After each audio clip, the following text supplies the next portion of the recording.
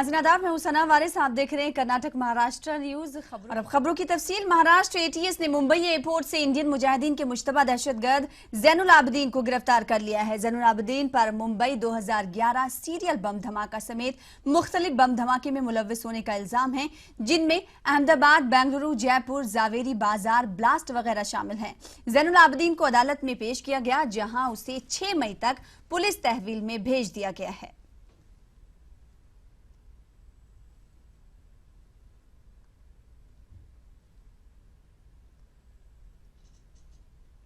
1993 मुंबई बम धमाके का कसूरवार दाऊद सेहत के खराब दौर से गुजर रहा है। खबर है कि दाऊद को गैंग्रीन हो गया है और दाऊद की जान बचाने के लिए उसका पैर भी काटना पड़ सकता है। यह भी पता चला है कि दाऊद का इलाज कराची के लियाकत नेशनल अस्पताल में चल रहा है। खबर यह है कि 3 महीने पहले घर में टहलते वक्त दाऊद के पैर में चोट लगी थी। शुरू में उसका इलाज घर पर ही चलाया गया, लेकिन गैंग्रीन होने पर उसे अस्पताल में दाखिल कराना पड़ा। डॉक्टरों का कहना है कि दाऊद के पैर में गैंग्रीन तेजी से बढ़ रहा है। ऐसे में अगर उसका पैर नहीं काटा गया तो उसकी जान भी जा सकती है।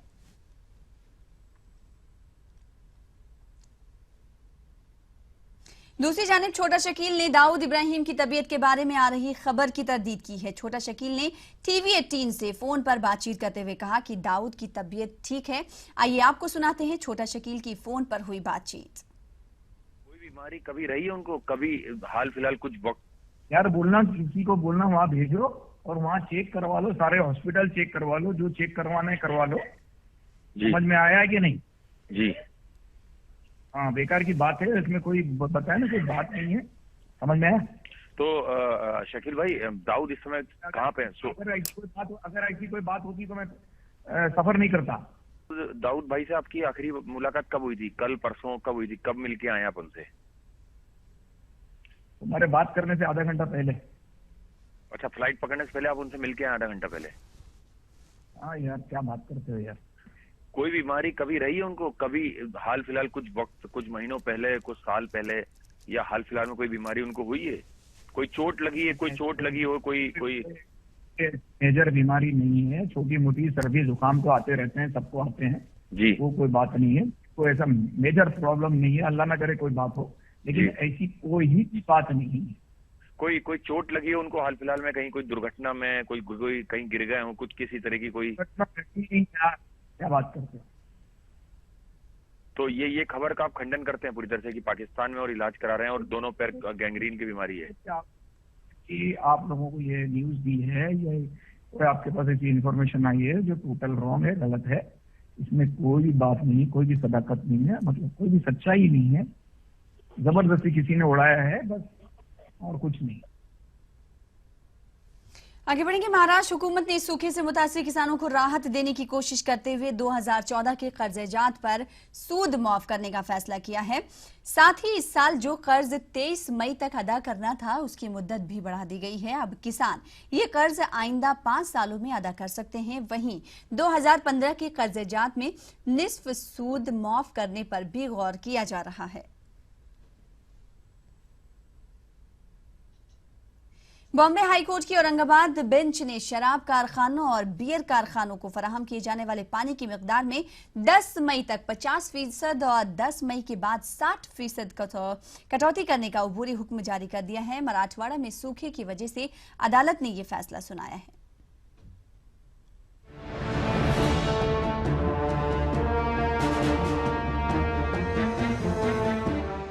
मराठवाड़ा में पानी की किल्लत का अदालत ने सख्त नोट लिया है। बॉम्बे हाईकोर्ट की औरंगाबाद बेंच ने शराब कारखानों और बियर कारखानों को फराहम किए जाने वाले पानी की मिकदार में कटौती का अबूरी हुक्म दे दिया है।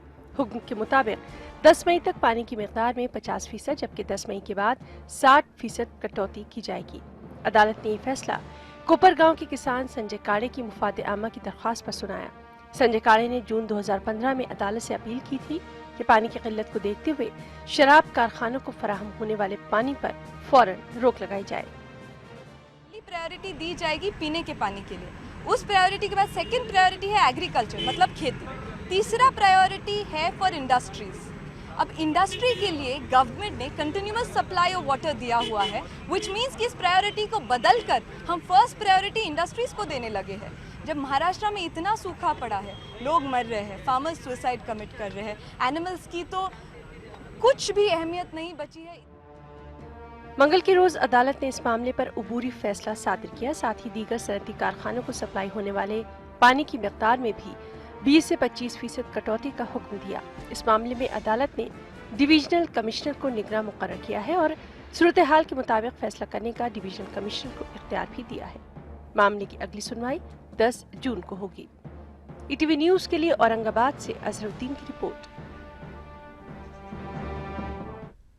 उधर मराठवाड़ा में खुशकिसाली की हालत दिन ब दिन बद से बदतर होते जा रहे हैं। किसानों की खुदकुशी, पानी की किल्लत और बेरोजगारी में इजाफा होता जा रहा है। इस सिलसिले में ईटीवी की टीम ने मराठवाड़ा के इलाके का जायजा लेकर जमीनी सूरत हाल जानने की कोशिश की।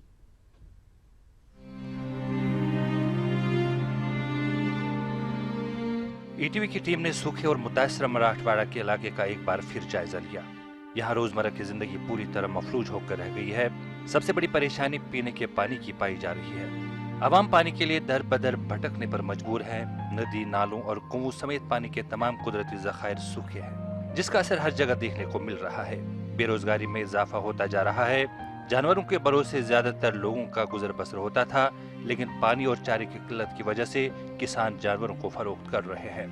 कुछ लोग अपने बच्चों को स्कूल से निकालकर काम के लिए दूसरे शहर भेज रहे हैं। खुशकसाली की वजह से पहले ही रियासत में खुदकुशी के मामलों में इजाफा हो चुका है। किसानों का कहना है कि अगर आइंदा साल भी खातिर खा बारिश नहीं हुई तो खुदकुशी का सिलसिला यूं ही जारी रहेगा। काम नहीं, धंधे नहीं, पानी पीने को मिलता नहीं, जानवर को देखो तो खाने को रखता नहीं, खाने को देखो तो जानवर को डालने को रहता नहीं कुछ। दोनों तरफ तो जानवर सब बेच डाल लोग सब। महाराष्ट्र के मराठवाड़ा में पिछले 3 सालों से पड़े भयंकर सूखे के कारण हजारों किसानों ने अब तक आत्महत्या की है। तो कुछ और किसानों का यही कहना है कि पिछले 3 महीने बाद अब जब मॉनसून फिर एक बार शुरू होगा और उस वक्त बारिश अगर अच्छी नहीं हुई तो उन्हें भी आत्महत्या ही करनी पड़ेगी, क्योंकि कर्ज से मुक्ति के लिए उनके पास कोई और उपाय नहीं है। अगरचे मिरज और परतूर शहर से ट्रेन के जरिए लातूर में पानी लाने और अब शराब कारखानों का 60% पानी पीने के लिए इस्तेमाल करने की अदालत के हुक्म के बाद पीने के पानी के मसाइल में कुछ हद तक कमी आने की उम्मीद की जा सकती है, लेकिन मफलूज हाल जिंदगी को पूरी तरह पटरी पर लाने के लिए हुकूमत के साथ साथ अवाम को भी कोशिश करनी होगी। मराठवाड़ा से ईटीवी के लिए हतिन वटवानी की रिपोर्ट। इसी के साथ रुकेंगे छोटे से ब्रेक के लिए। ब्रेक के बाद जल्द हाजिर होंगी।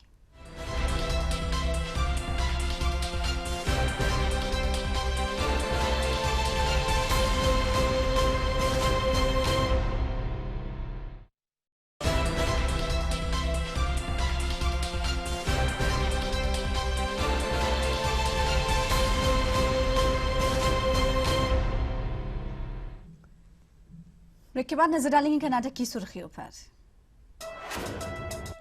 हैदराबाद कर्नाटक की खुशकिसाली का जायजा लेने के लिए गुलबर्गा में हुई मीटिंग। काबीनी सब कमेटी बराए ड्राउट का गुलबर्गा दौरा। कर्नाटक के वजीर देही तरक्कियात एच.के. पाटिल का अजब बयान। कहा, हैदराबाद कर्नाटक इलाके में कहत या खुशकिसाली नहीं बल्कि गर्मी की शिद्दत का असर।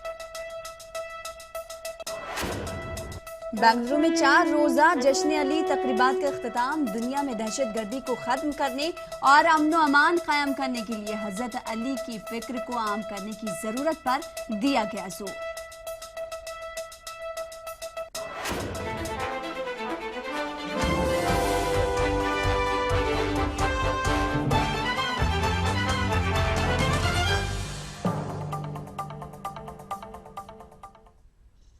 और अब खबरों की तफसील। हैदराबाद कर्नाटक की खुशकिसाली का जायजा लेने के लिए जिला पंचायत हॉल में वजीर देही तरक्कियात एच.के. पाटिल की सदारत में मीटिंग मुनक्किद की गई। हैदराबाद कर्नाटक बिलखसूस जिला गुलबर्गा को खुशकिसाली से दरपेश उमूर पर तबादले ख्याल किया गया। मीटिंग में तमाम सरकारी महकमों के जिम्मेदारान को तलब किया गया था। जिला इंतजामिया के मुताबिक तालुका अलंद जिला गुलबर्गा में सबसे ज्यादा मुतासिर है। मीटिंग में पीने के पानी, जानवरों के लिए चारा, दवाएं, मनरेगा जैसे उमूर पर तबादले ख्याल किया गया।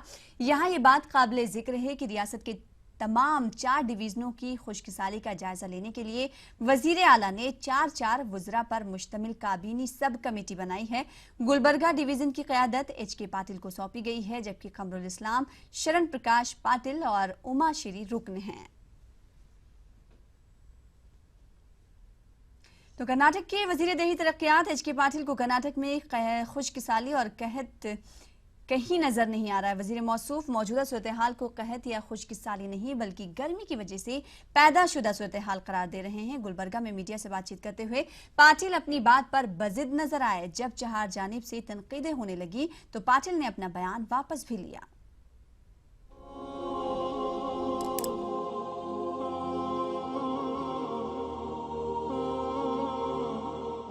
सूखी सूखी जमीन, प्यासे प्यासे जानवर, हाय हाय करते किसान, पानी की एक एक बूंद को तरसते अवाम।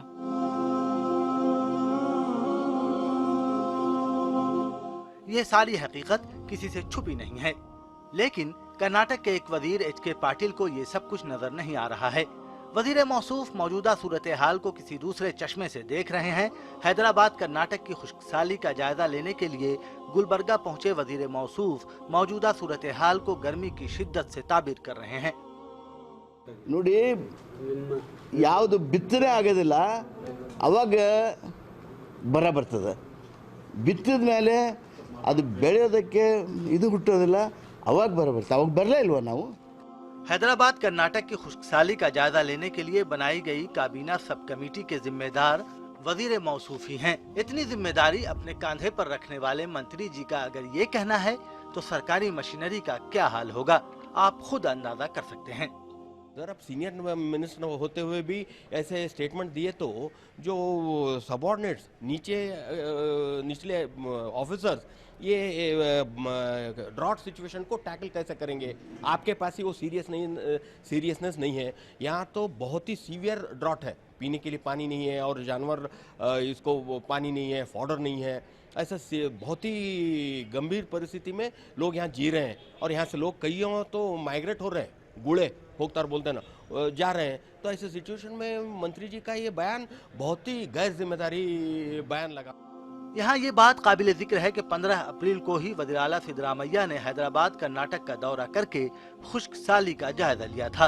वज़ीर आला ने इलाके के अवाम को यकीन दिलाया था कि खुश्क साली से निमटने के लिए हुकूमत हर मुमकिन इमदाद फराहम करेगी। ETV news, Gulbarga. खबरें जारी रहेंगे, वक्त एक और ब्रेक का।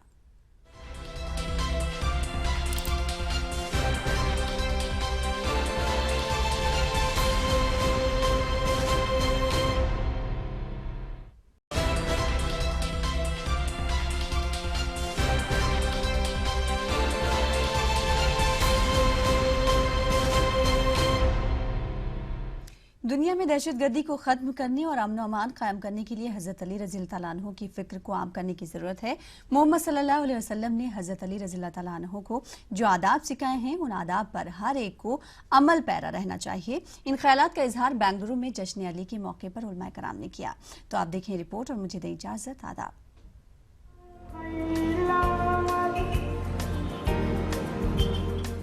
शहर गुलिस्तान बेंगलुरु में गुज़श्ता 4 दिनों से जारी जश्न अमीरुल मोमिनीन हजरत अली रज़ी अल्लाह ताला अन्हो की तकरीबात इख्तिताम पजीर हुई। शहर की मस्जिद अस्करी में 25 अप्रैल से जारी इस जश्न के इख्तिताम पर शिया और सुन्नी मकतब फिक्र के उलमाए किराम ने खिताब किया। उलमा ने कहा कि दुनिया हर मैदान में तेजी के साथ तरक्की कर रही है, लेकिन इसके बावजूद परेशान हाल है, मुसीबत ज़दा है। लिहाजा दहशतगर्दी और दीगर मसाइल के हल के लिए दुनिया में अली की फिक्र को आम करने की जरूरत है। लेकिन आप दुनिया में जहाँ भी चले जाइए हर तरफ परेशानी परेशानी है और परेशानी बढ़ती ही चली जा रही है। उसकी वजह यह है कि शायद मरज़ कोई और है, इलाज कुछ और कर रहे हैं।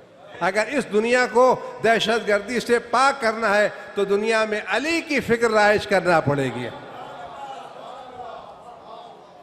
जब तक दुनिया अली की फिक्र से दूर रहेगी उस वक्त तक दुनिया दहशतगर्दी का शिकार रहेगी।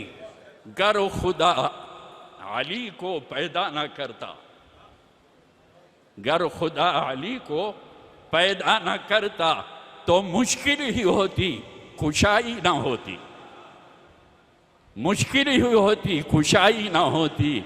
और खुदा अगर मोहम्मद को पैदा ना करता, कसम है खुदा की खुदाई ना।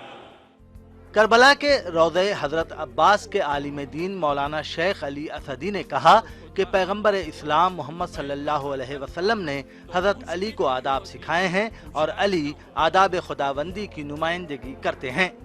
प्रोग्राम के मुंतजिम आगा सुल्तान ने बेंगलुरु में जश्न अमीरुल मोमिनीन के इनाकात का मौका फराहम करने पर इराक के मुक़द्दस रोज़ों के उलमा का शुक्रिया अदा किया।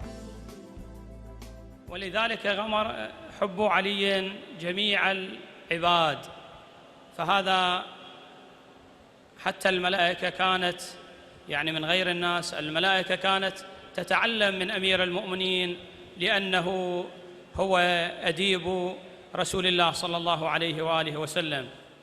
Fourth annual cultural festival of Amir al-Mu'mineen alayhi salam.